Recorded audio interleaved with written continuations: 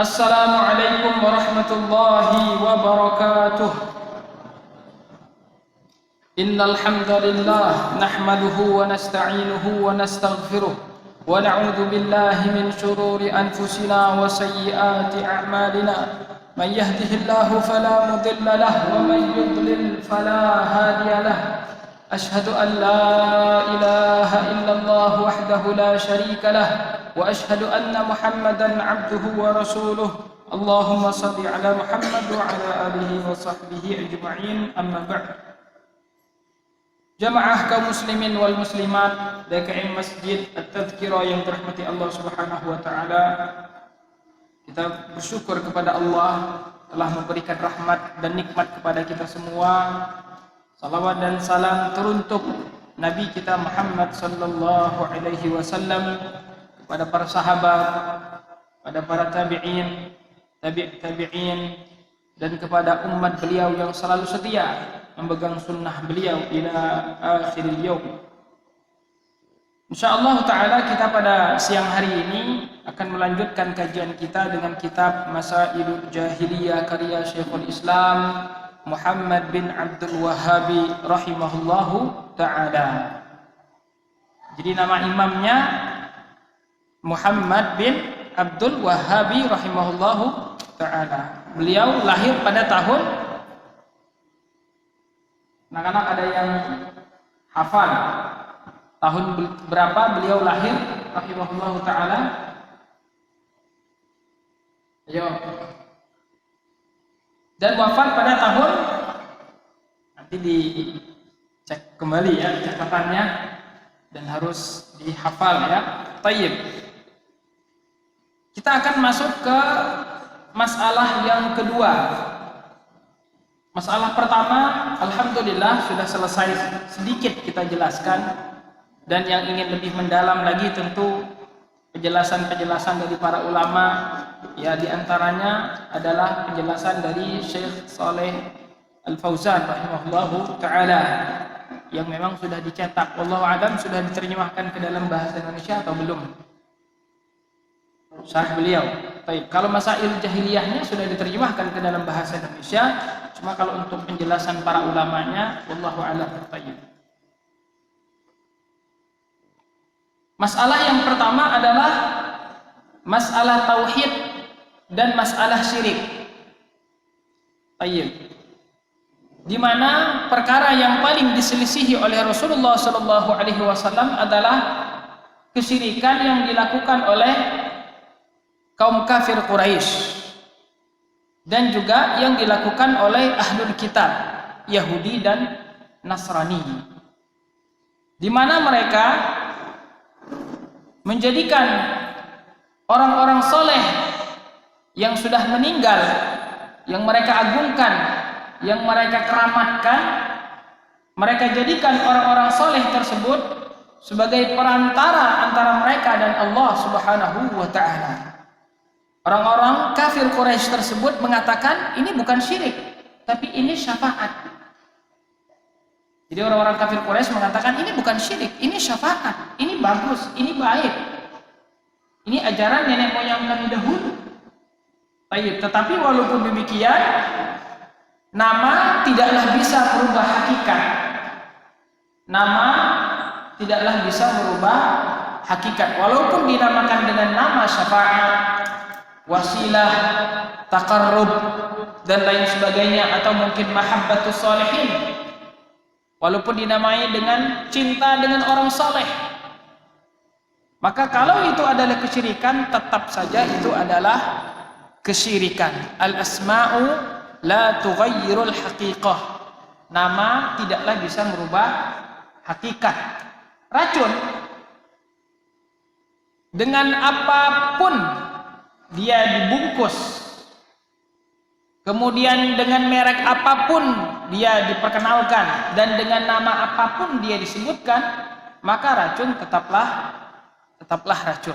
Tayyib, maka kesyirikan kalau di dalamnya terdapat persekutuan kepada Allah Subhanahu wa ta'ala, maka dari siapapun kepada siapapun, maka itu adalah kesyirikan. Maka yang menyembah matahari, yang menyembah bulan, yang menyembah batu-batu, yang menyembah pohon-pohon, yang menyembah jin-jin jahat, itu sama dengan menyembah orang-orang saleh, sama dengan menyembah Rasulullah Shallallahu Alaihi Wasallam, sama dengan menyembah Nabi Isa Alaihi Salam.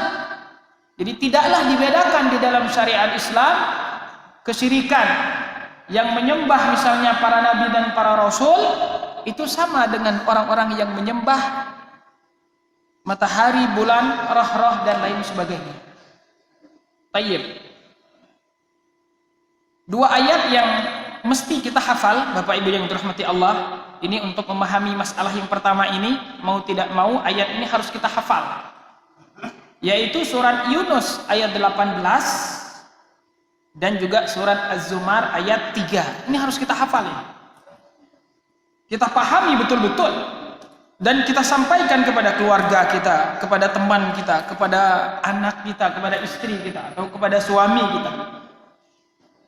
Baik, perkara yang sebagian orang mungkin belum memahami makna sedetail ini. Tapi subhanallah, dengan begitu detailnya, dengan begitu rincinya Allah Subhanahu wa taala sebutkan di dalam Al-Qur'an. Yang kebanyakan manusia menganggap ini bukan kesyirikan, tapi di dalam Al-Qur'an disebut dengan kesyirikan. Di dalam surat Yunus, a'udzubillahi minasyaitonirrajim, wa ya'buduna min dunillahi ma la yadurruhum. Dan mereka menyembah selain Allah ma la yadurruhum, yang tidak memudaratkan mereka, wala yanfa'uhum. Jadi mereka takut dengan sesuatu sehingga memberikan persembahan kepada sesuatu tersebut. Takut gunung meletus, maka memberikan persembahan kepada jin agar tidak membuat gunung meletus, penunggu gunung agar tidak membuat gunung menjadi meletus. Tayyib. Jadi mereka memberikan persembahan kepada yang mereka takuti. Wala yanfa'uhum, dan memberikan sesuatu persembahan kepada siapa yang tidak memberikan manfaat kepada mereka. Ketika mereka ingin mendapatkan rezeki yang banyak, datang ke berhala ini, maka ini maksudnya adalah meminta manfaat. Mereka memberikan persembahan sesajen apapun itu peribadatan untuk mendapatkan manfaat.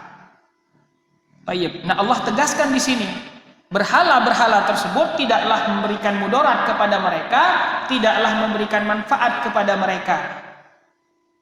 Wa yaquluna, orang-orang kafir tersebut mengatakan, haula'i syufa'auna 'indallah.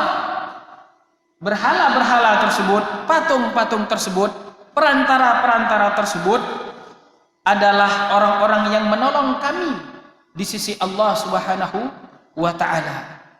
Jadi pada dasarnya mereka ini mengagungkan Allah.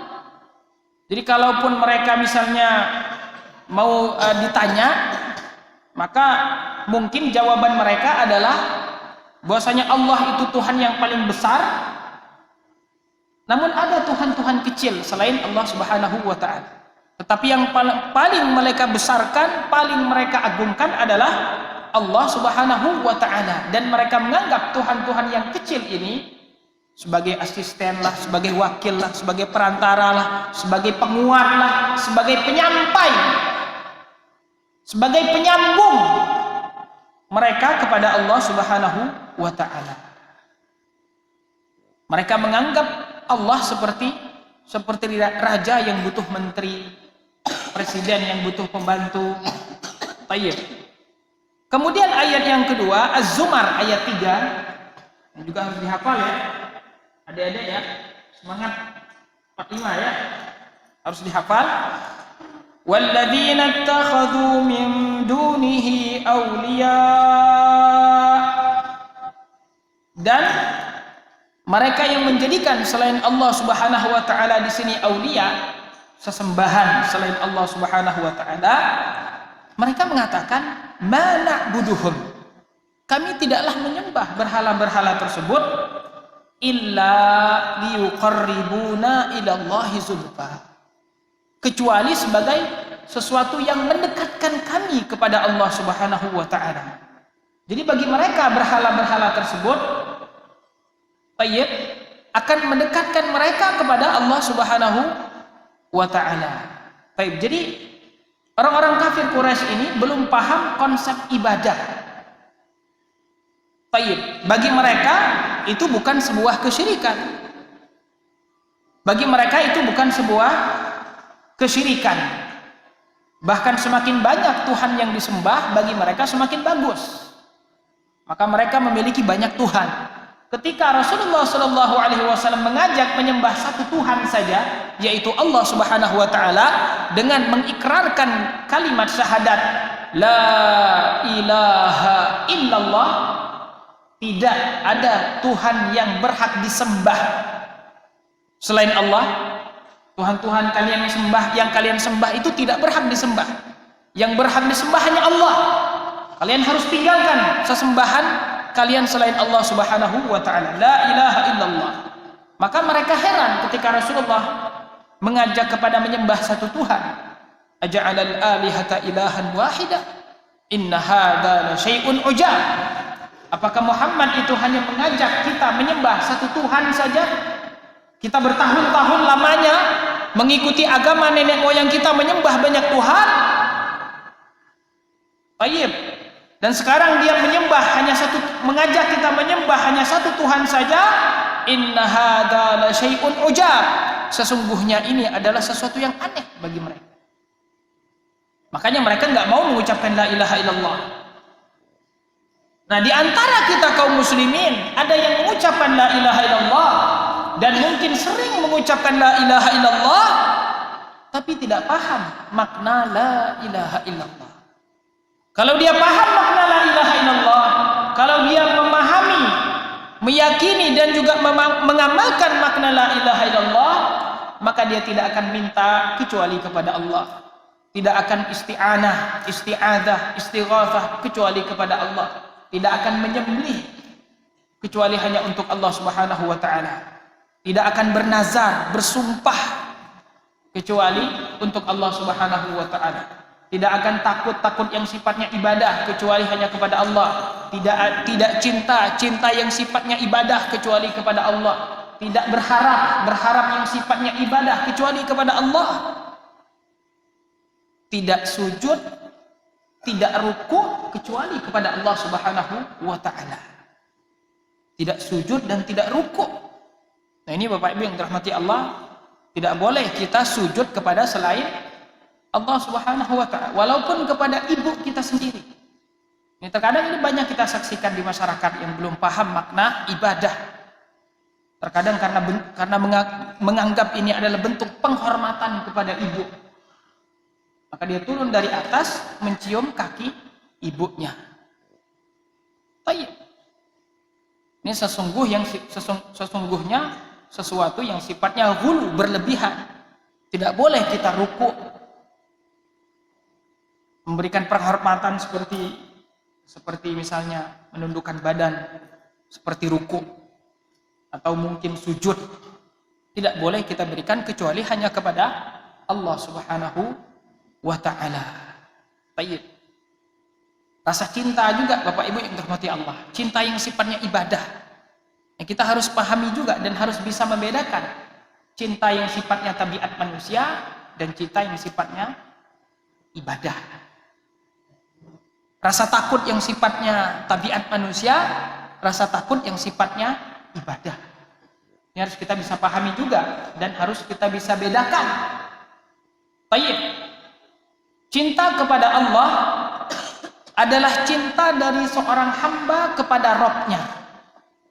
Cinta yang disertai dengan perendahan dirinya dan pengagungannya kepada Allah Subhanahu wa taala. Cinta yang dia berharap Allah Subhanahu wa taala memberikan rezeki kepadanya. Cinta yang dia berharap Allah Subhanahu wa taala menyelamatkannya dari mara bahaya. Cinta yang tidak boleh diberikan kecuali hanya kepada Allah Subhanahu wa taala saja. Nah, ini cinta ibadah. Begitu juga rasa takut. Rasa takut yang tidak boleh diberikan kecuali kepada Allah, yaitu rasa takut yang membuat kita tunduk dan patuh kepada Allah Subhanahu wa taala.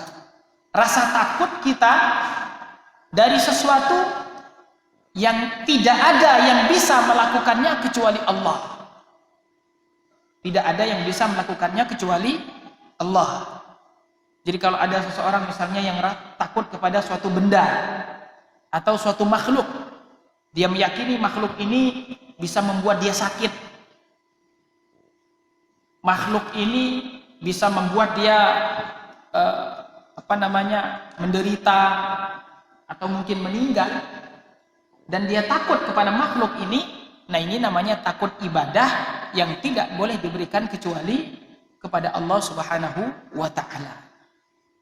Dari itu orang-orang yang bertauhid ini akan membentuk jiwa yang pemberani, jiwa yang kokoh, jiwa yang tegar, ya, jiwa yang tidak takut kecuali kepada Allah, tidak takut kepada atasan, tidak takut kepada jin setan, tidak takut rezekinya sebagian orang menganggap rezeki itu bertukar.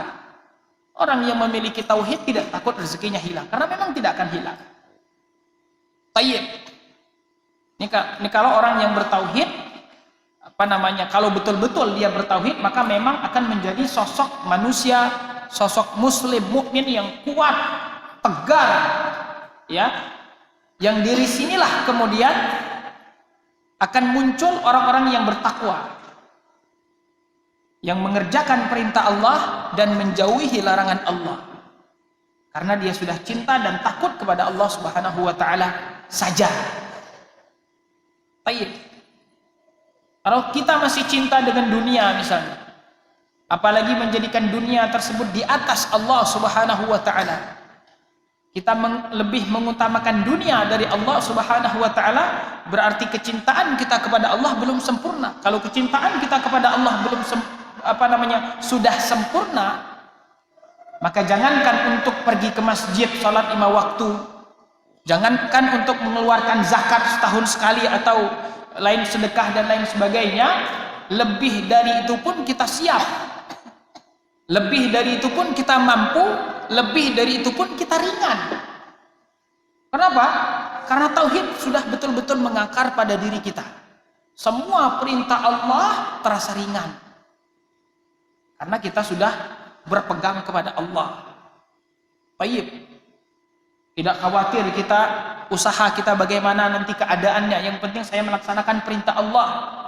Maka tempat bersandarnya adalah Allah Subhanahu wa taala, dan barang siapa yang sudah bertawakal kepada Allah Subhanahu wa taala, maka sesungguhnya dia sudah bersandar kepada sesuatu yang sangat amat kokoh. Baik. Wa man yatawakkal 'ala Allahi fahuwa hasbuh. Sudah cukup bagi kita ketika kita bertawakal hanya kepada Allah Subhanahu wa taala saja. Kita bersandar kepada anak, ayah, istri, keluarga, jabatan yang akan sirna, akan hilang, akan pudar. Tayyib. Kita bersandar kepada manusia, manusia akan mati. Kita bersandar kepada jabatan, jabatan akan hilang. Tetapi kalau kita bersandar kepada Allah Subhanahu wa taala, maka Allah lah sebaik-baik tempat bersandar. Baik. Nah, ini konsep yang pertama, Bapak Ibu yang dirahmati Allah, murajaah saja ya.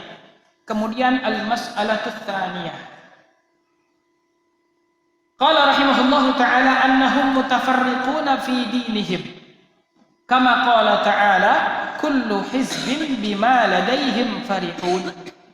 Wa kadzalika fi dunyahum wa yarawna anna dzalika huwa as-shawab fa ata bil ijma'i fi ad-din biqawlihi syara'a lakum min ad-din ma wassa bihi nuhan walladhi awhayna ilayka ma wassayna bihi ibrahim wa musa wa isa an aqimud din wa la tatafarraqu. Qala ta'ala innal ladzina farraqu dinahum wa kanu syi'an lasta minhum fi syai'. Wa nahana an musyabahatihim biqawlihi wa la takunu kalladzina tafarraqu wa ikhtalafu min ba'di ma ja'ahumul bayyinat wa ulaika lahum 'adzabun 'adzim.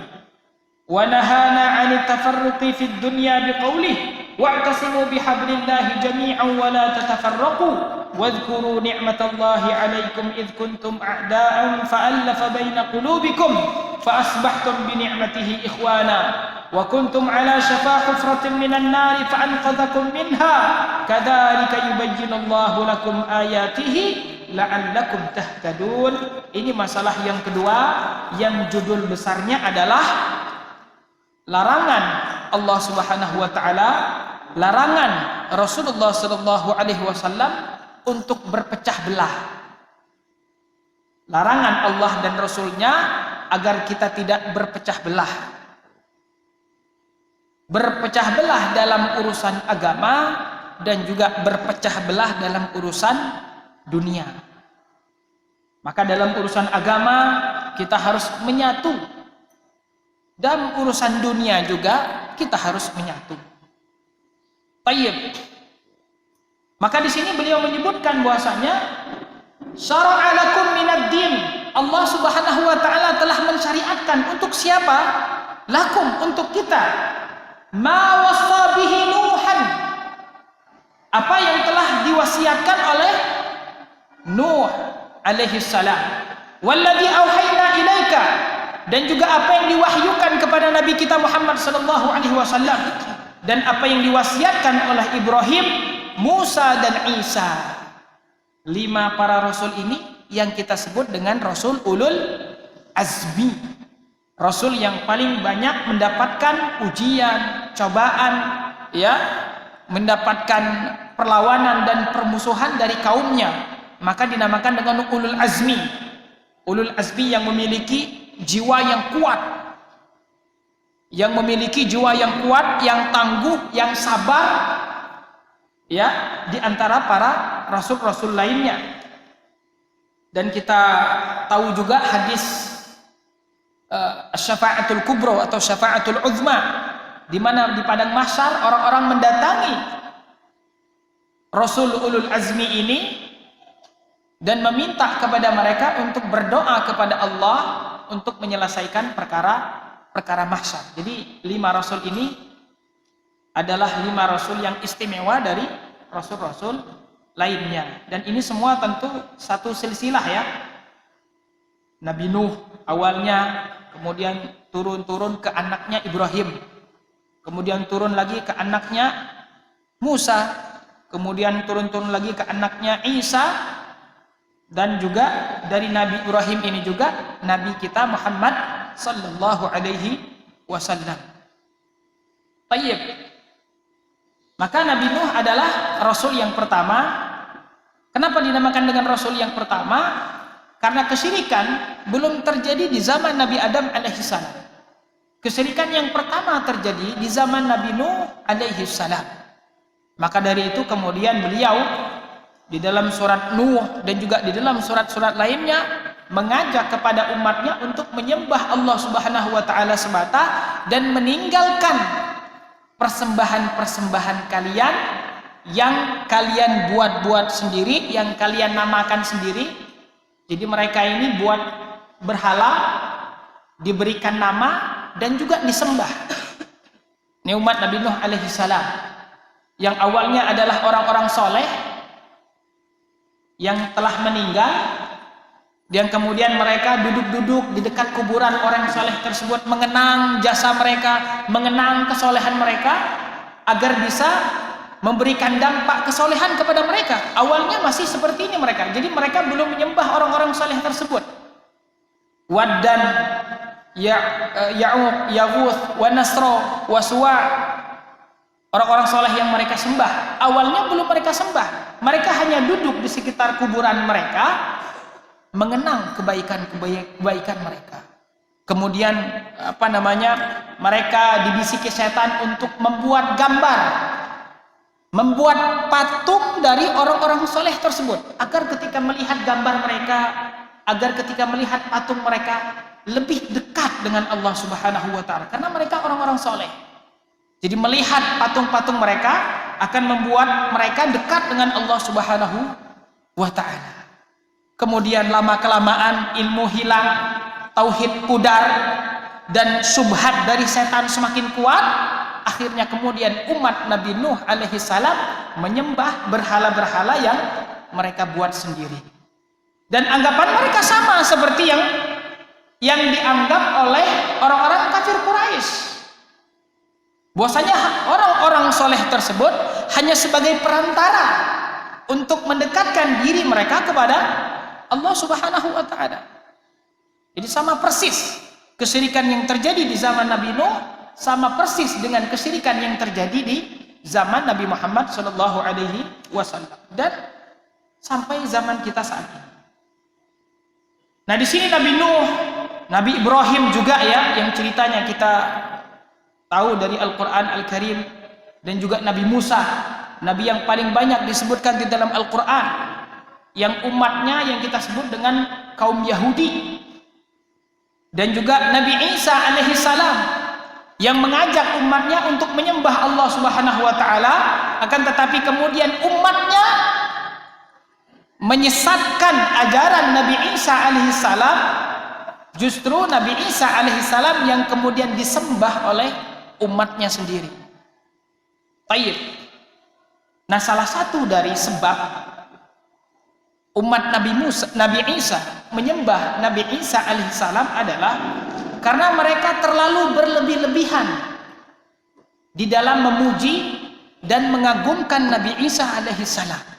Sebagaimana hadis dalam Sahih Muslim, kata Nabi sallallahu alaihi wasallam, "La tutruni." Janganlah terlalu berlebih-lebihan di dalam memuji saya, kata Rasul. Kama atratin nasara Isa bin Maryam. Sebagaimana kaum Nasrani yang terlalu berlebih-lebihan di dalam memuji Nabi Isa alaihi salam. Jadi mereka menganggap Nabi Isa lahir tanpa ayah. Tayyib. Dan kemudian Nabi Isa melakukan sesuatu yang di luar dari akal mereka. Bisa membuat burung dari tanah liat, bisa menyembuhkan orang yang buta, bahkan bisa menghidupkan orang yang sudah meninggal. Tayyib. Tapi Nabi Isa alaihissalam tetap mengajak mereka agar menyembah Allah Subhanahu wa taala semata. Tapi tetap saja ternyata subhat lebih kuat dari tauhid di dada mereka. Sehingga apa? Walaupun begitu sungguh-sungguhnya Nabi Musa alaihissalam dan Nabi Isa alaihissalam di dalam menjelaskan tauhid, tapi tetap saja mereka kemudian menyembah selain Allah Subhanahu wa ta'ala. Dan ini disebabkan oleh ghulu, terlalu berlebih-lebihan terhadap orang-orang soleh yang sudah meninggal. Sebab kesyirikan pertama terjadi di muka bumi ini, ghulu, berlebih-lebihan terhadap orang-orang soleh yang sudah meninggal. Maka dari itu Bapak Ibu yang dirahmati Allah, awal mulanya ziarah kubur dilarang oleh Rasul sallallahu alaihi wasallam. Kenapa? Karena untuk menjaga umat Muhammad agar dengan barunya dakwah Rasul yang diterima oleh mereka, jangan sampai fitnah kubur ini kembali terjadi kepada umat Nabi Muhammad sallallahu alaihi wasallam. Baik. Maka dari itu pertama ziarah kubur dilarang. Kemudian setelah itu baru ketika akidah umat sudah kuat, tauhid sudah tertanam di hati para sahabat, barulah kemudian ziarah kubur itu diperbolehkan. Baik, dan itu pun ziarah kubur untuk mengingat alam akhirat. Jadi bukan untuk tujuan misalnya mencari berkah. Tujuan kita untuk misalnya beribadah di situ, tidak ada. Ibadah itu di masjid, bukan di kubur. Baca Quran itu di masjid, bukan di kubur. Baik. Bahkan Nabi Muhammad SAW melarang kita untuk syaddur rihal, bersusah payah di dalam berpergian, bersusah payah di dalam safar untuk mencari tempat yang berkah. Dilarang oleh Rasul. Dilarang oleh Rasul kecuali kepada 3 masjid saja. Jadi kita datang ke suatu tempat untuk mencari berkah, itu dilarang kecuali untuk ketiga masjid. Masjidil Haram, Masjidil Nabawi, dan Masjid Al-Aqsa. Jadi tidak boleh kita misalnya berpergian safar hanya untuk misalnya menemui kuburan, tayyib, karena ini dilarang oleh Nabi Muhammad sallallahu alaihi wasallam. Baik. Maka semua agama para nabi dan rasul adalah mengajak ketauhidan kepada Allah Subhanahu wa taala, dan hanya dengan tauhid kita akan bersatu. Dan hanya dengan tauhid kita akan kuat. Pada saat kita meninggalkan tauhid, maka itulah mulai awal dari kelemahan kita, pertikaian kita, bahkan kehancuran kita umat Islam. Maka dari itu kenapa kita siang, malam, pagi, petang mengingatkan umat kepada tauhid. Kepada tauhid Allah Subhanahu wa taala, agar umat ini kemudian memiliki kekuatan, agar umat ini kemudian memiliki persatuan. Maka kalau ada seseorang yang hanya mengumpulkan umat atas dasar warna baju, atas dasar suku, atas dasar bahasa dan lain sebagainya, maka tidak akan bersatu dan tidak akan kuat. Yang ada hanya pertikaian, pecah belah, pertengkaran, dan lemahnya tanpa kekuatan tauhid. Maka kalau kita mau mempersatukan umat, mau mengembalikan umat pada kejayaan, mau membangkitkan semangat umat, mau mempersatukan umat, maka ajarkan terlebih dahulu tauhid kepada umat.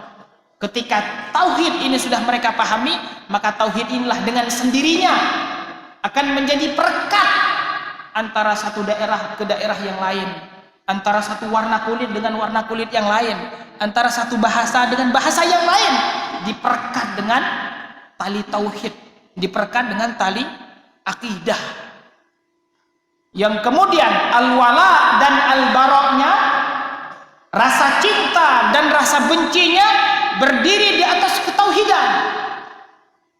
Rasa al-wala dan al-bara'nya, rasa benci dan rasa loyalitasnya berdiri di atas ketauhidan. Maka saudara kita dari manapun dia berada, apapun warna kulitnya, kalau dia lebih takwa kepada Allah, maka dia lebih kita cintai dari saudara kandung kita yang jauh dari Allah Subhanahu wa ta'ala. Ada saudara kita yang hidup dalam keadaan kemiskinan, tetapi dia adalah orang yang bertauhid, dekat dengan Allah Subhanahu wa ta'ala, dekat dengan masjid Allah Subhanahu wa ta'ala, maka sungguh dia lebih kita hormati, lebih kita cintai, lebih kita muliakan daripada orang kaya dari saudara kita sendiri. Nah, inilah Bapak Ibu yang dirahmati Allah, tauhid yang membentuk kita menjadi insan-insan yang kuat, kokoh, dan tegak. Tayyib. Maka tidak boleh kita berpecah belah di dalam perkara agama, baik dalam perkara akidah dan juga dalam perkara ibadah. Kalau pecah di dalam perkara akidah, ini lebih fatal daripada pecah atau berbeda dari sisi ibadah. Karena kalau pecah atau berbeda-beda dari sisi akidah, ini terkadang bisa menyebabkan dua kubu. Kubu yang satu di surga, kubu yang satu di neraka, karena beda akidah. Maka dari itu kalau sudah berbicara tentang akidah, maka ini ada sesuatu yang tidak ada toleransi di dalam bab akidah. Tidak ada toleransi di dalam bab akidah. Yang ada hanya al-haq dan al-batil saja. Yang ada antara yang benar dan yang salah saja. Jadi tidak ada setengah-setengah. Setengah benar, setengah salah. Itu nggak ada kalau di dalam bab akidah. Imma salah atau imma benar. Tayyib, imma tauhid, imma syirik. Tayyib. Kalau misalnya masih dalam syirik kecil, ya berarti masih Islam. Kalau sudah masuk ke dalam syirik besar, berarti bukan Islam. Nah, akidah ini Bapak Ibu yang dirahmati Allah, dia adalah keyakinan. Tayyib. Keyakinan yang harus betul-betul mengakar di dalam jiwa kita. Ya. Faman yakfur bitaghuti wa yu'min billahi faqad istamsaka bil urwatil wuthqa. Barang siapa yang kufur terhadap tauhid, kufur terhadap semua sesembahan selain Allah, jadi harus ada rasa kufur kita. Jadi kita tidak bisa menerima agama selain Islam, tidak bisa menerima sesembahan selain Allah Subhanahu wa ta'ala, tidak bisa menerima tawakal kecuali hanya kepada Allah Subhanahu wa ta'ala saja. Ini akidah, ini tauhid yang harus betul-betul menghujam. Tayyib. Maka berbeda di dalam perkara akidah, ini akibatnya fatal. Tayyib. Cuma memang perkara akidah ini juga nanti ada yang sampai mengeluarkan dari Islam, ada yang tidak sampai mengeluarkan dari Islam. Karena pembahasan akidah ini tentu luas. Iman kepada Allah, iman kepada malaikat, iman kepada nabi dan rasul, iman kepada kitab-kitab dan lain sebagainya. Tayyib. Tapi kalau iman kepada Allah ini biasanya karena dia berkenaan dengan tauhid, kita berbeda dari sisi tauhid dan berbeda dari sisi syirik, ini akibatnya fatal sekali. Tayyib. Kalau kita tidak paham bisa jadi terjerumus kepada syirik besar. Dan kalau sudah terjerumus kepada syirik besar, ini hati-hati. Kalau pelakunya sadar, kalau pelakunya mengerti, kalau pelakunya tidak terpaksa, maka dia bisa mengeluarkannya dari Islam. Mati dalam keadaan syirik besar, masuk ke dalam neraka jahanam kekal selama-lamanya. Tidak ada ampunan, tidak ada pemaafan, kekal selama-lamanya di neraka. Ini konsekuensi dari syirik besar. Tapi kalau syirik kecil, ya, walaupun itu adalah dosa yang paling besar, tapi masih tetap berada di naungan ampunan Allah Subhanahu wa ta'ala. Artinya bisa jadi diampuni oleh Allah dan bisa jadi dimasukkan Allah Subhanahu wa ta'ala ke dalam neraka terlebih dahulu, kemudian setelah itu baru dikeluarkan dari neraka. Baik. Nah, adapun dalam permasalahan ibadah, sama juga hukum asalnya kita tidak boleh berbeda-beda dari sisi ibadah. Sholat kita, puasa kita, zakat kita harus betul-betul sesuai dengan tuntunan Nabi Muhammad SAW. Baik. Maka kalau kita ibadah kita tidak sesuai dengan tuntunan Nabi Muhammad SAW, maka berarti kita telah menambah atau telah mengurang. Menambah atau mengurang, inilah yang dinamakan dengan bid'ah. Jadi kalau menyalahi dari sisi akidah, nanti permasalahannya itu antara tauhid dan syirik. Kalau itu iman kepada Allah. Kalau dari sisi ibadah, nanti pembahasannya antara sunnah dan bid'ah.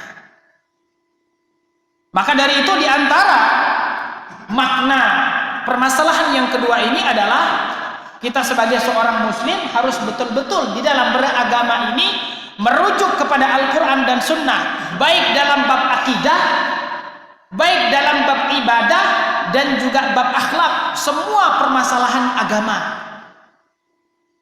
Dan sifatnya tauqifiyah. Tauqifiyah, apa tauqifiyah?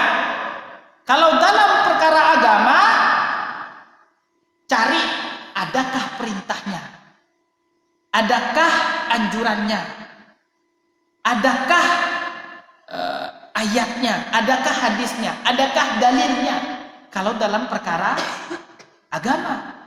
Karena sifatnya tauqifiyah, tidak boleh kita beribadah kecuali apa yang diperintahkan. Karena kan ibadah ini nanti ada ujungnya, pahala. Yang memberikan pahala siapa? Allah. Maka kalau kita ingin mendapatkan pahala dari Allah, kita harus melakukan apa yang diperintahkan oleh Allah. Dari itu banyak sekali ayat-ayat dan hadis-hadis yang melarang kita untuk melakukan bid'ah. Hadis dalam Bukhari Muslim, man ahdatsa fi amrina hadza ma laysa minhu fahuwa raddun ay mardudun. Mudah-mudahan kita sudah hafal semua ya. Hadis dalam Sahih Muslim, man amila amalan laisa alaihi amruna fahuwa raddun. Ini harus hafal semua ya. Ada hafal semua ya. Hafal ya. Hafal. Harus dihafal. Man amila amalan laisa alaihi amruna fahuwa raddun. Dua hadis yang kata para ulama, amal ibadah kita berputar padanya. Yang pertama adalah hadis niat, innamal a'malu binniyat. Yang kedua ada hadis man amila amalan laisa alaihi amruna. Kalau hadis niat, innamal a'malu binniyat, ini adalah hadis yang mengurusi perkara batin kita. Perkara batin kita. Itu hadis niat. Harus murni untuk Allah. Kemudian kalau hadis man amila amalan laisa alaihi amruna, ini adalah hadis yang mengurusi tata cara kita ibadah kepada Allah. Artinya di dalam perkara ibadah kita tidak boleh beribadah kecuali apa-apa yang telah dianjurkan, telah ditentukan, telah diperintahkan oleh Rasulullah Shallallahu Alaihi Wasallam. Barang siapa yang melakukan sesuatu yang tidak ada tuntunannya dari Rasul Shallallahu Alaihi Wasallam, maka dia melakukan bid'ah dan amalan tersebut tertolak, bahkan plus selain tertolak mendapatkan dosa. Jadi jangan dikira bid'ah itu tidak ada dosanya, Pak. Bid'ah itu ada dosanya. Tayyib. Jadi walaupun dia misalnya kan Ustadz itu kan baca-baca ayat Al-Quran Ustadz, itu kan. Ustadz ini emang gak benar, masa baca Al-Quran dibilang bid'ah? Kan ada sebagian mungkin yang menganggap karena mencampur adukan antara tadi sunnah dengan bid'ah. Tapi tetap saja walaupun mau dicampur antara sunnah dan bid'ah, kalau itu bukan tuntunan dari Rasulullah Shallallahu Alaihi Wasallam, kalau sudah menjadi satu paket, maka tetap saja itu hukumnya bid'ah. Maka dari itu Syekh Ibnu Utsaimin rahimahullahu taala di dalam syarah beliau, Syarah Arba'in Nawawiyah, menyebutkan 6 hal, 6 sisi yang di situ kita bisa melihat perbuatan tersebut atau amalan tersebut bid'ah atau bukan. Pertama, ibadah kita ini kalau itu berkaitan dengan sebab, kata beliau, begitu juga jenis, begitu juga ukuran, begitu juga tata cara, begitu juga waktu, begitu juga tempat. Kalau itu sudah ditentukan 6 hal ini, maka tidak boleh kita kemudian menambah dan mengurangi dari apa yang telah digariskan oleh Rasulullah Shallallahu Alaihi Wasallam. Yang pertama tentang sebab, maka tidak boleh kita kemudian membuat ritual ibadah karena sebab-sebab tertentu. Setiap kita masuk rumah misalnya, kita sholat 2 rakaat di pojok rumah kita. Jadi ini seakan-akan dia apa? Mensyariatkan sebab yang tidak disyariatkan oleh Allah. Tayyib. Kalau ada misalnya matahari telah misalnya berada di ufuk sana misalnya, kemudian dia membuat sebuah ritual ibadah kepada Allah. Nah ini artinya dia telah mensyariatkan sesuatu dari sisi sebab. Taib. Yang kedua, ibadah kita juga kalau di situ ada penjelasan jenis dari ibadah tersebut, maka kita harus ikuti juga. Dan tidak boleh kita menyalahi jenis ibadah yang telah ditentukan oleh Allah. Misalnya kita berkurban. Hewan yang boleh kita kurbankan kalau tidak unta, sapi, kerbau, kambing atau domba. Bolehkah kita berkorban pakai bebek? Boleh nggak deh? Nggak boleh. Betul ya. Tayyib. Kenapa? Karena jenis hewan korban yang diajarkan oleh Rasulullah Shallallahu Alaihi Wasallam ya dari hewan-hewan tadi. Hewan-hewan tadi bahimatul an'am, unta, sapi, kerbau, kambing atau domba. Jadi tidak boleh kita. Tapi kan Ustaz, saya nggak mampu kambing saat ini, saya tidak mampu domba Ustaz. Saya hanya mampunya misalnya ayam. Tayyib. Bukankah Allah Subhanahu wa taala Maha mengetahui keadaan saya? Gitu kan? Kita katakan tidak boleh. Kenapa? Karena jenis hewan kurban ini telah ditentukan oleh Rasul Shallallahu Alaihi Wasallam. Kemudian yang ketiga dari sisi ukuran atau kadar, qadrunnya, ukuran. Salat subuh 2 rakaat. Tidak boleh kita tambah menjadi 3 atau 2,5. Bukankah Ustaz, semakin banyak kita membaca Al-Quran semakin bagus? Kan ada bukankah itu. Bukankah satu huruf itu dibalas oleh Allah 10 kebaikan? Kenapa kita mempersempit? Gitu kan? Nah, kita katakan tidak boleh. Kenapa? Karena ukurannya, takarnya sudah ditentukan oleh Rasul Shallallahu Alaihi Wasallam. Zikir setelah sholat berapa? Subhanallah, Alhamdulillah, Allahu Akbar berapa? 33. Ya nggak apa-apa lah, Ustaz nambah 1 masa nggak boleh? Tayyib, sudah diukur oleh Rasulullah Shallallahu Alaihi Wasallam. Kita ngaji pakai tajwid. Ya, mat yang paling panjang, mat apa namanya Pak, Bu? Mat yang paling panjang. Mat lazim. Mat lazim ya, berapa harokat? 6 harokat. 6 harokat. Jangan dibikin 12. Ya, kadang kita ya, bahkan ada juga kadang baca Quran itu yang pakai lagu ya, biasanya itu matnya udah berapa itu. Tapi nggak bisa. Mat itu paling banyak berapa? Ya 6 harokat, mat lazim. Kemudian jangan karena irama, jangan karena ingin indah. Kan Ustaz biar Al-Quran terasa indah gitu. Nah inilah ya, kata guru saya dulu, perkara tajwid ini general, lebih tinggi katanya. Iya. Nah kalau perkara irama ini kopral katanya. Maka jangan kedepankan kopral dari jenderal dong, gara-gara ingin irama, mengedepankan irama dan meninggalkan sesuatu yang harus dilaksanakan, yaitu membaca Al-Quran sesuai dengan tajwid. Tayyib. Bahkan kata Ibnul Jaziri, wa man lam yujawwidil Qur'ana, apa kata beliau? Man lam yujawwidil Qur'ana athimu li'annahu bihil ilahu anzala wa hakata minhu ilaina wasala. Tayyib. Maka kata beliau, kenapa kita harus membaca Al-Quran dengan tajwid? Karena memang Al-Quran itu turun kepada Rasulullah Shallallahu Alaihi Wasallam dengan tata cara baca seperti itu. Tayyib. Jadi memang tidak boleh kita tambah dan tidak boleh kita urang. Nah ini dari sisi ukuran. Tayyib. Ada juga kadang azan. Ini juga kita hati-hati kalau azan. Jangan terlalu panjang Pak azannya Pak. Sampai itu nggak jelas lagi itu ngomong apa itu muazzin itu. Tayyib. Allahu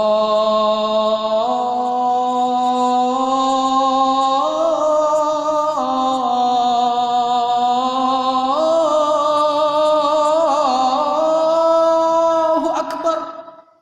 Itu berapa panjang itu? Itu kalau diukur pakai meteran itu. Dan maknanya juga sudah hilang itu. Oh, yang adanya di telinga kita. Oh, apalagi orang yang hanya yang lewat naik motor misalnya. Lewat naik motor itu muazzin apa itu? Nyanyi apa? Jadi barnya nggak dapat. Maka azan yang benar itu ya azan yang memang tidak terlalu melundai, tidak terlalu memanjangkan matnya. Ya bagus, memperbagus suara, tapi tidak terlalu berlebihan sehingga meninggalkan maksud dari azan itu sendiri. Baik. Maksud dari azan kita untuk apa? Untuk memanggil, bukan untuk berdendang. Bukan untuk pentas suara, bukan, untuk manggil. Iya. Kalau manggil itu kalau kita, woi, sini. Kalau kita ini kan, ya kita kayak bagaimana suaranya lantang, yang awalnya tidur, bangun, ya kan? Yang awalnya sibuk dengan pekerjaan, mungkin mendengarkan sesuatu dengan suara kita lantang, mereka, udah masuk sholat ini.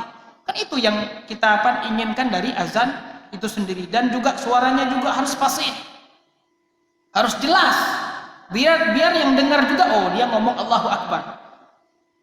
Dia ngomong Allahu Akbar. Tayyib, ini penting juga kadang bagi muadzin.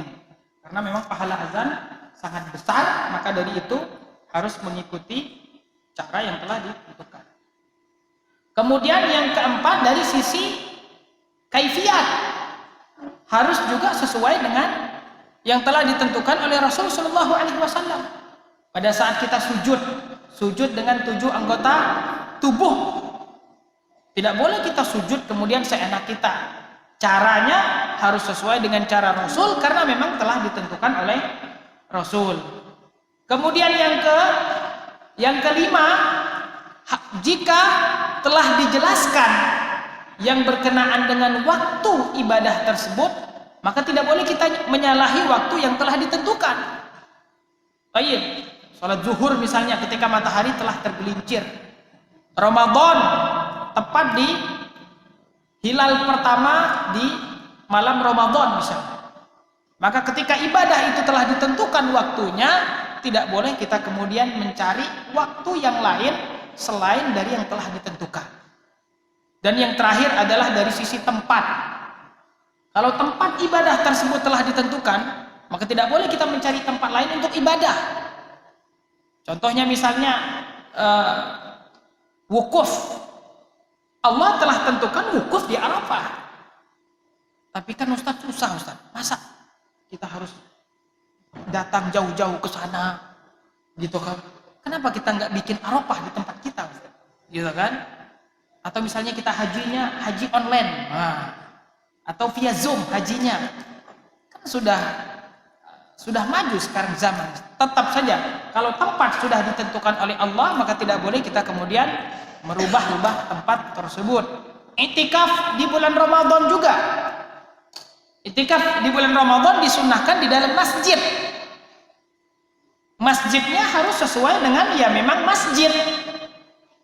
Bukan kita iktikaf di musala rumah, ya kan? Atau iktikaf di kamar kita tulis masjid bersama di rumah, bersama keluarga maksudnya. Tayyib. Atau misalnya masjid di perkantoran, ini tidak bisa dijadikan tempat iktikaf. Karena yang dinamakan dengan masjid ini adalah tempat yang memang di situ siapapun boleh masuk, milik Allah Subhanahu wa taala. Tayyib. Dan di situ dilakukan sholat 5 waktu sepanjang tahun. Jadi kalau masjidnya buka tutup ini ya sebut saja mushola gitu. Tapi kalau masjid itu yang sesuatu yang sifatnya dia yang terus menerus ada di situ. Baik. Nah, ini adalah 6 perkara yang harus kita perhatikan pada saat kita beribadah kepada Allah Subhanahu wa taala. Apakah sudah sesuai dengan sebab yang telah ditentukan? Apakah sudah sesuai dengan jenis yang ditentukan? Apakah sudah sesuai dengan kadar ukuran yang telah ditentukan? Apakah sudah sesuai dengan kaifiyat, tata cara yang telah ditentukan, yang telah diajarkan? Rasul mengatakan, "Shallu kama ra'aitumuni usalli." Ini jelas ini. Salatlah sebagaimana kalian melihat saya salat. Khudu anni manasikakum.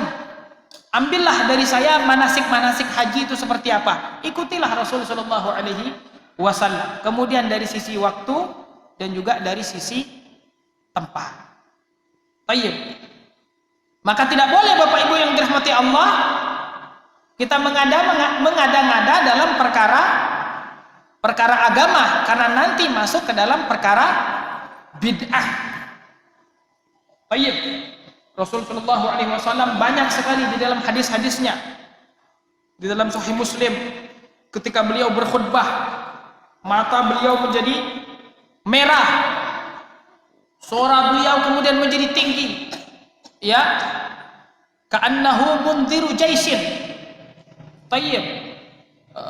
Yang mengatakan sabbahakum wa masakum. Tayyib. Kemudian Rasul sallallahu alaihi wasallam mengatakan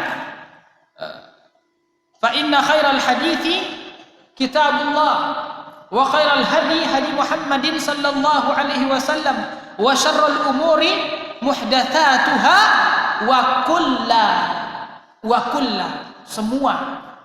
Ini dalam usul fikih ini lapas umum. Kulla bid'atin dhalalah, semua bid'ah di dalam perkara agama. Dalam perkara agama apa yang dimaksud oleh Rasul? Tayyib, bukan dalam perkara dunia. Kalau dalam perkara dunia, hukum asalnya boleh. Hukum asalnya boleh. Boleh kita berinovasi.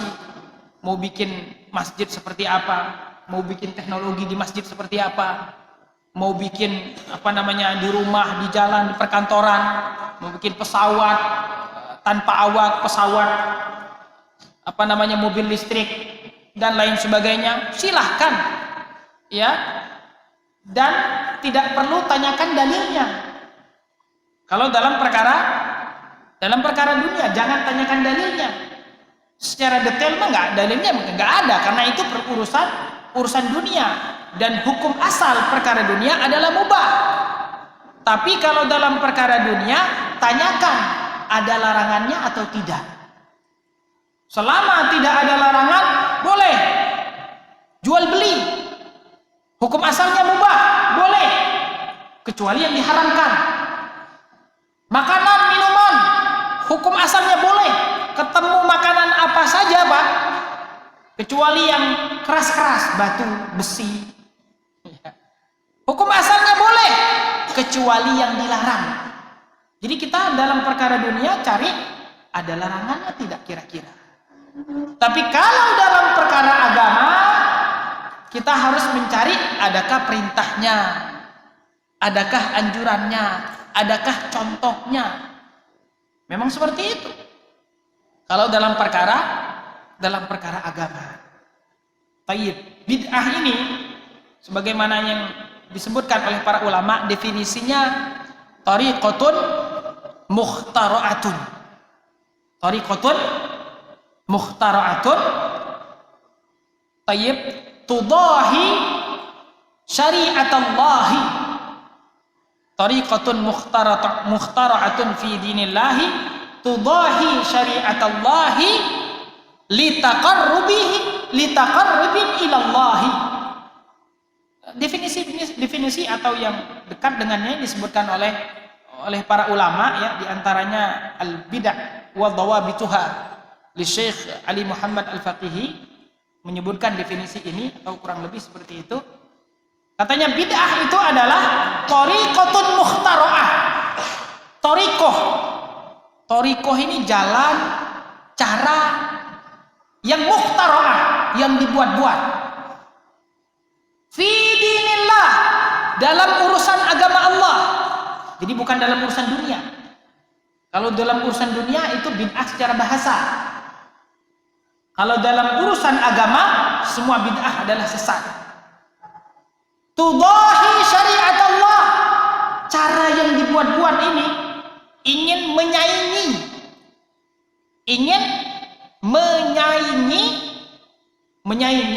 syariat Allah Subhanahu wa taala.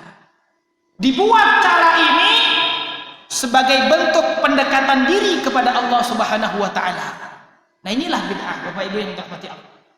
Jadi cara atau jalan di dalam agama Allah yang dibuat-buat, yang dia ini menyaingi syariat Allah Subhanahu wa taala sebagai bentuk mendekatkan diri kepada Allah. Jadi pelaku bid'ah ketika mereka melakukan bid'ah, iya, mereka menganggap bahwasanya mereka sedang mendekatkan diri kepada Allah.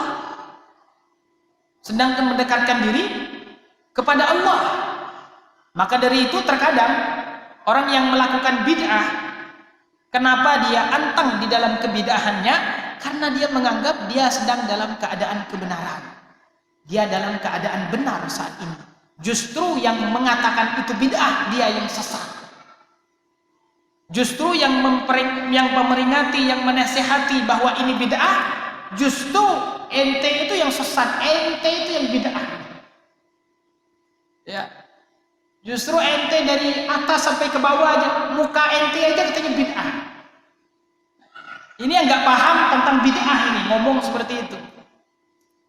Oh iya, kalau perkara dunia ini tidak masuk ke dalam, kalaupun dikatakan bid'ah, tetapi dia bid'ah secara bahasa. Karena bid'ah secara bahasa itu adalah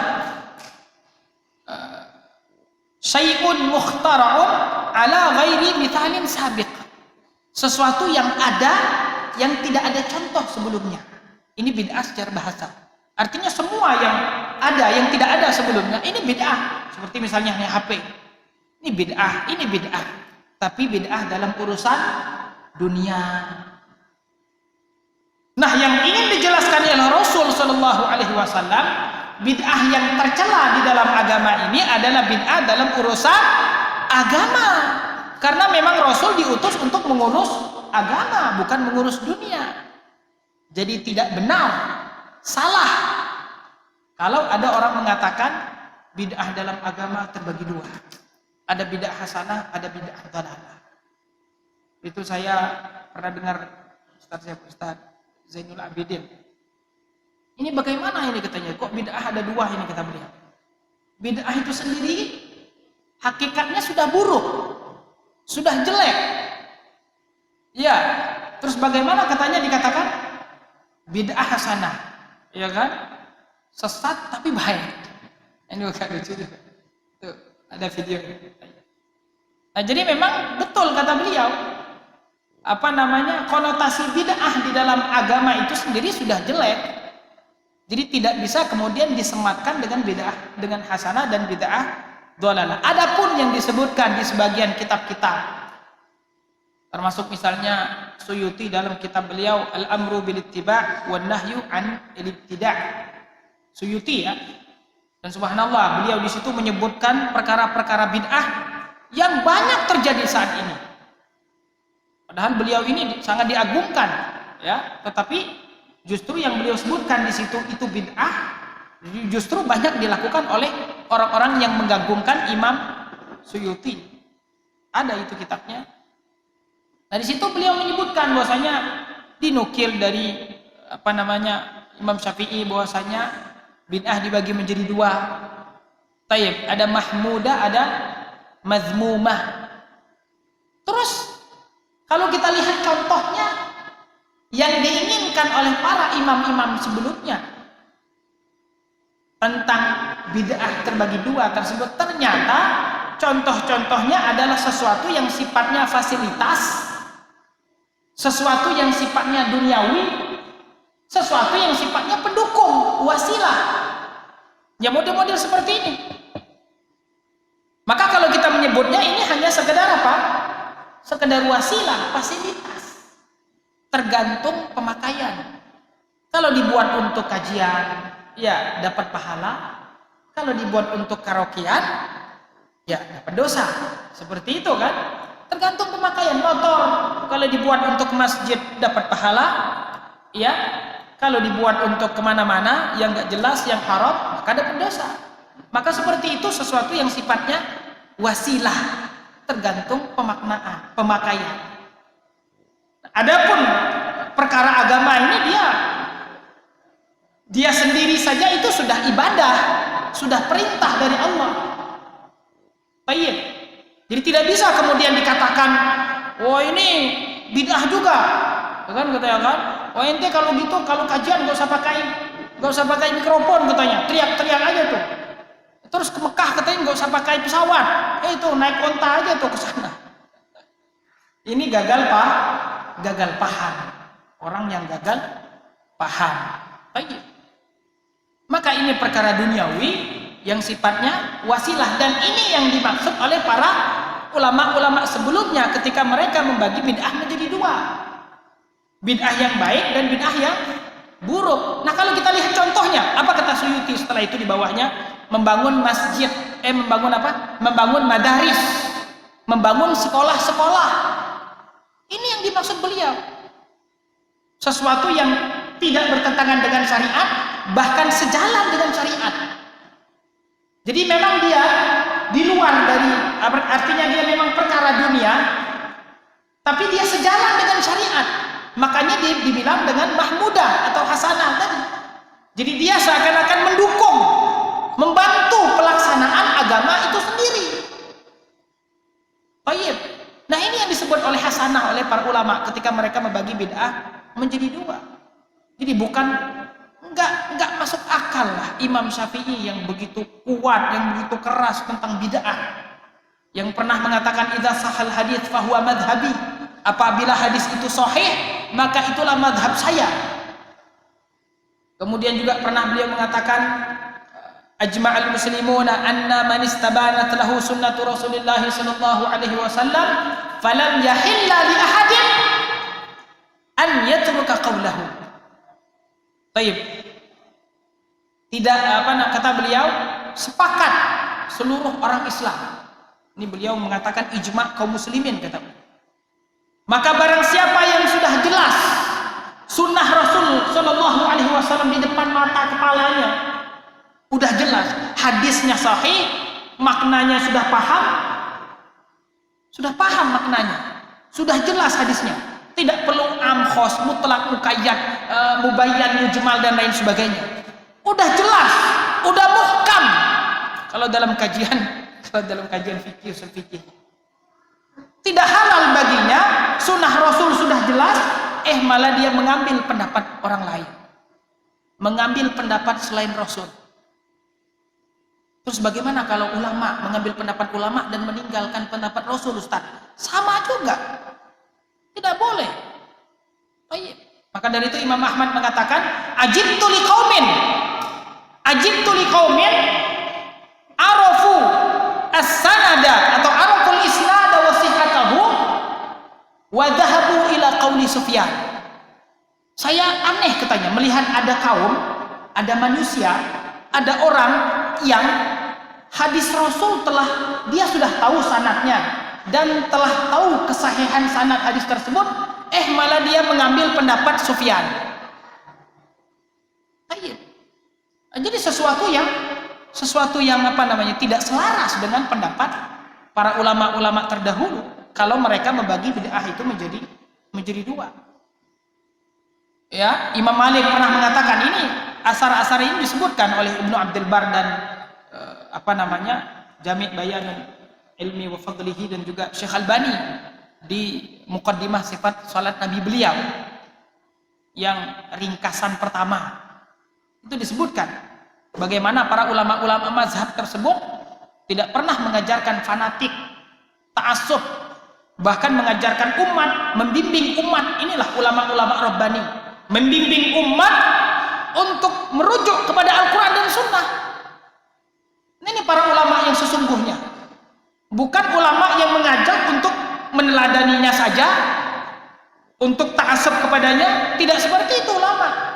Ulama yang Rabbani adalah ulama yang membimbing umat untuk merujuk kepada Al-Quran dan Sunnah, untuk mengikuti Al-Quran dan Sunnah, bukan untuk mengikuti dirinya, organisasinya, kelompoknya, majelisnya.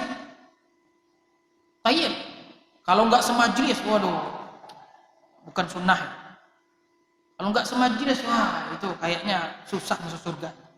Tayyib. Nah ini berarti antum mengajak kepada agama Allah, apa antum mengajak kepada diri antum sendiri atau majelis antum sendiri? Tayyib. Maka tidak ada kubu-kubuan di dalam sunnah. Yang ada hanya kubu Rasulullah Shallallahu Alaihi Wasallam saja. Imam Malik pernah mengatakan, Imam Darul Hijrah, laisa ahadun illa wa yu'khadhu min qawlihi wa yurad illa Nabi Sallallahu Alaihi Wasallam. Dalam riwayat lain, illa sahibu hadil khabar. Siapapun kata beliau, perkataannya bisa diterima dan bisa ditolak, kecuali Nabi Muhammad Sallallahu Alaihi Wasallam yang perkataannya mutlak diterima. Siapapun bisa salah, siapapun bisa diterima, siapapun bisa ditolak. Baik, maka tidak ada pemaksuman selain Rasulullah Sallallahu Alaihi Wasallam. Imam Abu Hanifah juga pernah mengatakan, ya, tayyib, la yahillu li ahadin an ya'khudha biqauli atau biqaulina wa huwa lam ya'lam min aina akhadnahu. Atau kama qala rahimahullah. Tidak halal katanya bagi seseorang untuk mengambil pendapat kami, pendapat saya, dan dia tidak tahu dari mana saya mengambilnya. Artinya apa? Kalian yang mau ngambil pendapat saya, kalian harus tahu saya ngambilnya dari mana, sumbernya mana, dalilnya apa. Imam Abu Hanifah, yang teman-teman di daerah Tantan itu banyak fanatik kepada beliau. daerah Rusia dan Tanwa Akhwatuha. Itu kan banyak mazhab Hanafi. Abu Hanifah melarang fanatik kepada beliau. Karena fanatik inilah kemudian yang membuat umat ini terpecah belah. Fanatik, ta'assub, yang membuat umat terpecah belah. Maka ketika kita fanatik kepada Al-Quran dan Sunnah, maka inilah justru yang harus bagi seorang Muslim, fanatik kepada Al-Quran dan Sunnah, ta'assub dengan Al-Quran dan Sunnah. Tidak ta'assub kepada seseorang, tidak ta'assub kepada kelompok dan lain sebagainya. Ta'assubnya kepada Al-Quran dan Sunnah. Imam Ahmad juga pernah mengatakan, la tuqallidni, jangan ta'assub kepada saya, jangan fanatik kepada saya. Imam Ahmad sendiri. Para imam sendiri coba melarang orang untuk ta'assub, untuk fanatik.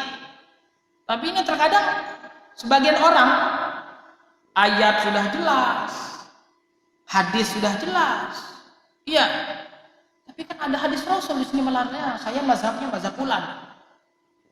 Ente mazhab ente apa? Imam Syafi'i, Imam Ahmad, Imam Malik, Imam Abu Hanifah mengajak merujuk kepada Al-Quran dan Sunnah. Ente justru ente nggak jelas. Baik. Ini Bapak Ibu yang dirahmati Allah Subhanahu wa taala. Jadi masalah yang ketiga ini, kedua ya, kita harus menjauhi berpecah belah ya di dalam perkara agama dan juga di dalam perkara dunia. Bagaimana cara menghindari tersebut? Firman Allah Subhanahu wa taala, ya ayyuhalladzina amanu fa in tanaza'tum fi syai'in farudduhu ila Allahi war rasul in kuntum tu'minuna billahi dzalika khair, in kuntum tu'minuna billahi wal yaumil akhir dzalika khairu wa ahsanu ta'wila. Apabila kalian berpecah belah, tanazu', ya, berselisih pendapat, beda pemahaman, maka apa kata Allah?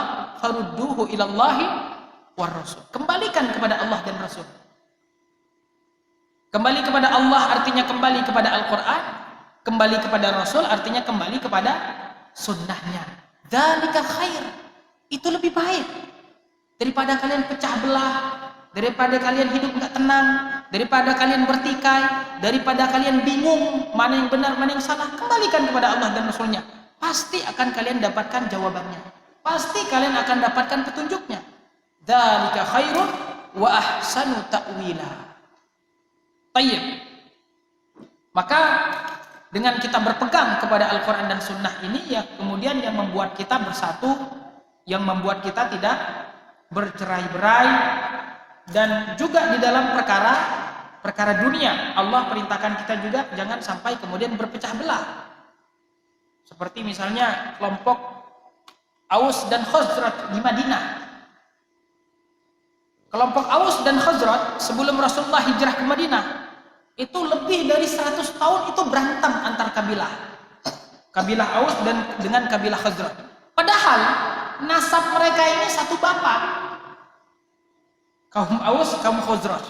Tapi karena tadi berpecah belah tadi, karena berantem, karena emosi, karena ta'assub dan lain sebagainya, lebih dari 100 tahun berantem. Maka dari itu kemudian ketika Rasulullah SAW hadir di Madinah, Allah Subhanahu wa taala persaudarakan antara Muhajirin dan Ansar.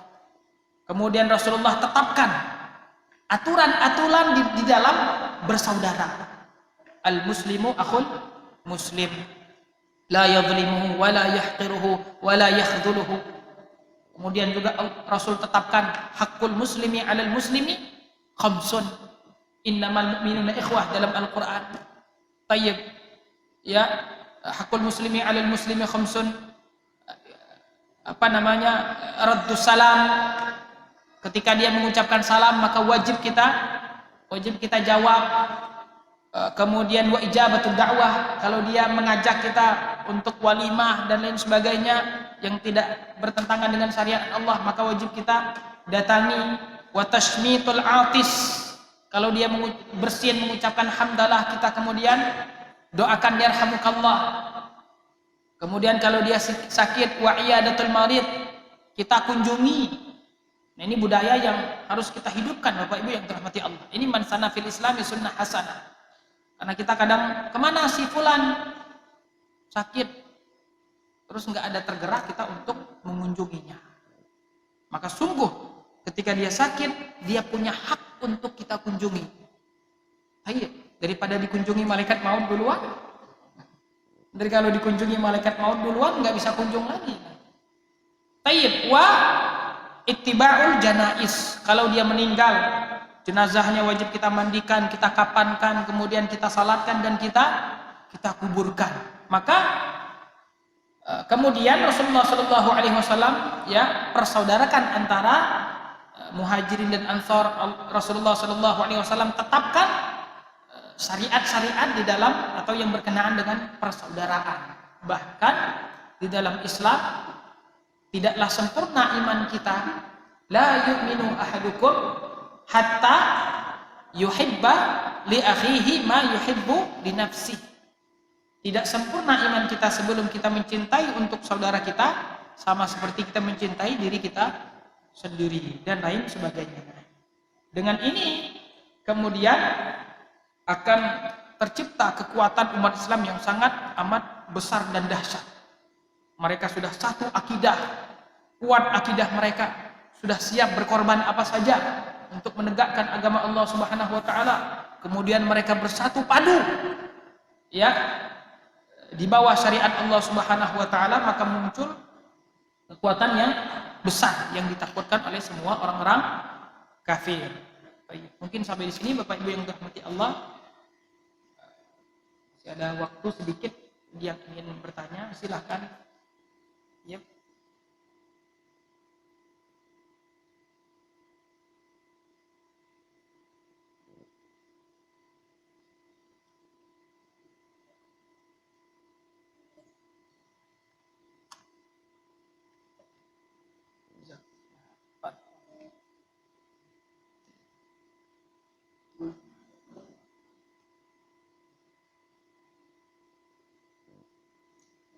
Tayyib.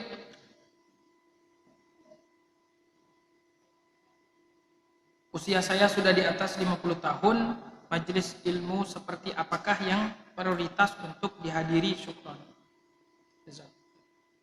Tayyib. Subhanallah ya, ketika kita masa tua kita masih dekat dengan majelis ilmu, ini sungguh ini adalah petunjuk dari Allah, rahmat dari Allah, kebaikan dari Allah Subhanahu wa taala. Tayyib. Jadi majelis ilmu ini justru semakin kita sudah mau kembali ke kampung akhirat, kita harus semakin banyak menghadiri majelis ilmu. Baik itu di masjid atau juga di televisi atau juga di radio atau juga di HP misalnya. Karena di majelis ilmu inilah kita akan diingatkan kepada Allah, akan diingatkan kepada surga, akan diingatkan kepada neraka dan lain sebagainya. Kalau kita ada salah kita dikoreksi, kalau kita ada yang kurang kita diingatkan. Baik.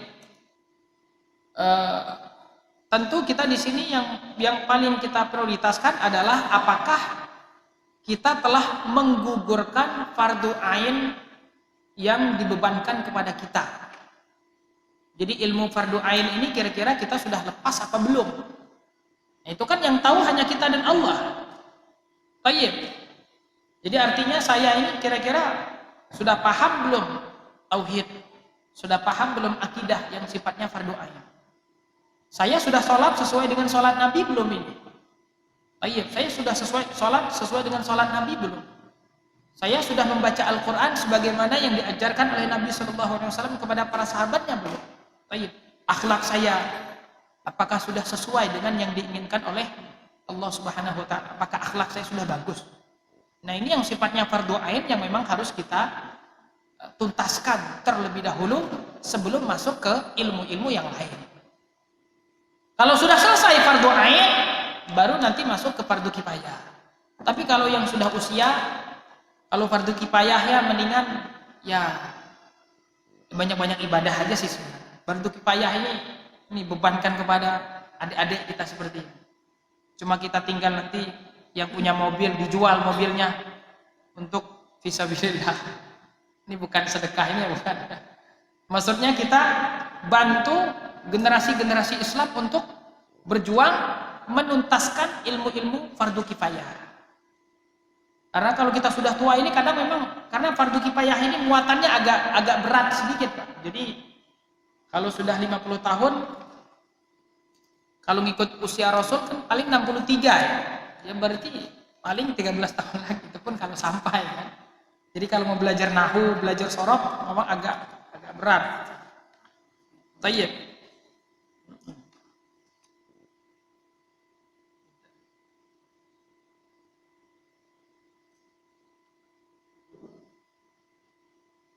Tayyib. Ada yang ingin sholat malam kemudian ada bisikan bahwasanya dia tidak paham terhadap bacaan sholat kita. Tayyib. Pada dasarnya Bapak Ibu yang dirahmati Allah, kita beribadah sesuai dengan kemampuan. Kita beribadah sesuai dengan kemampuan. Maka apa yang kita mampu, itulah kemudian yang kita berikan kepada Allah Subhanahu wa Ta'ala. Kita sholat hanya bisa dengan bacaan saja, belum memahami maknanya, maka itulah yang kita lakukan. Tayyib. Kalau kita bisa sambil mempelajarinya sedikit demi sedikit, tentu itu lebih bagus. Tapi kemudian jangan meninggalkan sama sekali. Karena punya niat untuk sholat malam saja ini sebuah anugerah Bapak Ibu. Berapa banyak kita itu yang nggak ada niat sama sekali gitu. Jadi kalau ada niat saja ini sungguh hidayah dari Allah. Dan kadang-kadang seperti itu, setan memang seperti itu Pak. Sebelum kita pergi ke majelis ilmu, setan ngebisik-bisikin kan, waduh, kayaknya majelis ilmu nggak cocok buat antum. Antum kayaknya sekarang cocoknya di diskusi sama usia-usia segini, bagaimana masa lalu, buat perkumpulan geng motor misalnya. Kau sama majelis ilmu itu ada anak-anak yang mau belajar. Ini gaya bisikan setan, gitu ya. Tayyib. Majelis ilmu hanya duduk-duduk, nanti bikin ambeien aja nanti duduk-duduk. Jadi kita mau menuntut ilmu nggak jadi gara-gara bisikan setan. Pada saat kita bisa melawan bisikan tersebut, kita sudah datang di majelis ilmu. Jadi kita berhasil melewati ujian pertama. Udah di majelis ilmu, kata setan, aduh ini kayaknya usahanya tadi, ya kan? Itu tokonya tadi belum ditutup. Jadi ini anak buah tadi telepon katanya barang harus dikirim sekian. Jadi kita sudah mau fokus belajar, tapi dibuat setan supaya kita nggak fokus. Supaya kita duduk tapi nggak mendapatkan manfaat. Kita duduk tapi nggak serius. Kita duduk, masuk dan keluar, nggak ada yang nempel di kepala karena nggak niat tadi, nggak fokus. Padahal sudah melewati ujian pertama. Nah, kalaupun dia fokus belajar, fokus mendengarkan, mencatat, memahami, tayyib, pulang dari majelis dapat ilmu, alhamdulillah. Saya hari ini dapat ilmu. Ini teman saya, kerjanya dunia semua. Sombong. Jadi ada ilmu kemudian sombong. Nah ini setan memang seperti itu Pak. Terus dikatakan lagi, antum ini kan nuntut ilmu nggak ikhlas. Ente nggak ikhlas kata Ustaz itu syirik. Ente masuk neraka ente nuntut ilmu. Iya. Berarti ente nggak pantas nuntut ilmu. Nuntut ilmu itu harus ikhlas kata setan ini. Nuntut ilmu itu harus ikhlas. Ente nggak ikhlas, ente pasti dia. Berarti ente jangan sampai justru ente mau nuntut ilmu, justru nuntut ilmu ente ini yang menjerumuskan ente ke dalam neraka kata setan. Terus gimana setan? Nggak usah nuntut ilmu. Kayak gitu kan kata setan. Jadi terkadang setan masuk dari sisi situ juga. Ente kalau ke masjid itu riya. Iya. Maka ente lebih bagus sholat di rumah, nggak ada yang tahu. Ini kan lebih ikhlas. Terus kata saya nggak sholat jamaah dong setan kalau gitu. Ya daripada dia dosa kecil, dosa neraka, gitu. Nah terkadang seperti itu Bapak Ibu yang dirahmati Allah. Jadi setan itu terkadang dengan segala macam cara karena memang terkadang ya dia sangat pintar kemudian menggoda anak Adam. Bisa jadi juga usianya juga lebih tua ya dari kita. Baik.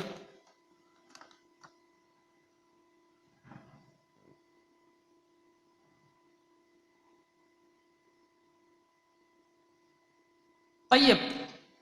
Bagaimana cara memohonkan ampun ya bagi orang tua yang sudah meninggal karena dahulu semasa hidupnya melakukan perbuatan syirik. Tayyib. Meminta penglaris untuk berjualan. Tayyib. Jadi Bapak Ibu yang dirahmati Allah, jadi masalah syirik ini tidak semua orang yang melakukan kesyirikan kemudian dihukumi sebagai musyrik, apalagi dia asalnya adalah seorang muslim. Jadi dia asalnya seorang muslim nih, Islam, kemudian melakukan kesyirikan, maka tidak serta-merta kita hukumi musyrik, masuk neraka, tidak. Maka ada hal-hal yang harus kita perhatikan. Apakah dia melakukan hal tersebut dia sudah tahu? Tayyib. Oke, dia nggak tahu. Kenapa dia nggak tahu dulu? Nggak mau belajar. Nah, itu nanti lain urusan. Tayyib. Atau mungkin dia melakukan kesyirikan tersebut dia nggak sadar, terpaksa. Nah, ini semua adalah hal-hal yang menghalangi seseorang dihukumi sebagai musyrik. Maka dari itu untuk menghukumi musyrik atau tidak memang harus nanya ke para ulama, para asatis senior lah kalau di Indonesia. Ya, asatis senior. Ya bukan seperti saya lah. Ya, Ustaz Badru kan ada, Ustaz Badru sampaikan kepada beliau permasalahannya seperti ini, permasalahan seperti ini, terus bagaimana hukumnya. Terus kalau seandainya sudah sudah terjadi ya, misalnya kan, ya mudah-mudahan itu hanya syirik kecil. Syirik kecil, karena nanti orang yang pakai jimat ini bisa jadi syirik kecil, bisa jadi syirik besar. Tapi kebanyakan yang seperti itu biasanya syirik kecil. Sama seperti sumpah. Ya kan? Sering sekali orang bersumpah, demi Allah, demi Rasulullah kata. Banyak sekali, Pak. Bahkan ada dukun itu, si dukun yang terkenal itu juga sumpahnya demi Allah. Nah, jadi sumpah ini kepada selain Allah ini syirik, tapi syirik kecil. Tapi bisa jadi syirik besar. Maka jimat, kalau dia menganggap jimat itu hanya sebagai perantara, maka dia masuk ke dalam syirik kecil. Tapi kalau dia menganggap jimat itu sendiri yang kemudian membuat dagangan ini menjadi laris, bukan Allah. Tapi jimat itu sendiri yang memiliki kekuatan tersendiri. Nah, ini syirik besar. Tayyib. Ya, mudah-mudahan yang dilakukan itu hanya syirik kecil, dan kalau syirik kecil maka harus diimbangi dengan taubat pastinya. Kemudian juga istighfar. Kalau orang tuanya sudah tiada, berarti anaknya yang beristighfar untuk orang tuanya. Ya Allah, ampunilah dosa-dosa ayah saya seperti itu. Ya, anaknya yang kemudian harus beristighfar dan bertaubat kepada, artinya memohonkan taubat dari Allah Subhanahu, ampunan ya, kalau taubat sudah nggak diterima lagi ya, ampunan dari Allah Subhanahu wa ta'ala untuk orang tua tersebut. Dari itu Bapak Ibu yang dirahmati Allah, mengapa kita pentingnya belajar tauhid? Karena sedikit saja kemudian kita tidak paham, jatuh pada kesyirikan, baik itu syirik yang sifatnya keyakinan, sifatnya ucapan, sifatnya perbuatan, itu berakibat fatal. Baik. Demikian Bapak Ibu yang dirahmati Allah. Masih ada lagi yang terakhir ya.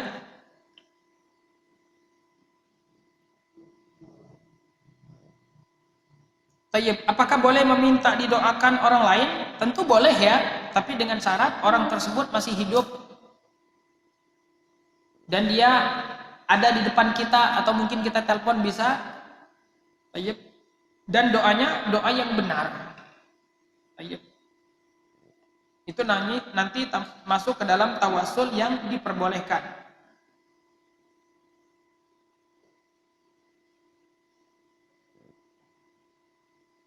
Tayyib. Nah, ini saya belum bisa jawab ya. Nanti insyaallah kapan waktu. Barakallahu fiikum wa jazakumullahu khairan. Walhamdulillahirabbil alamin. Wassalamualaikum warahmatullahi wabarakatuh.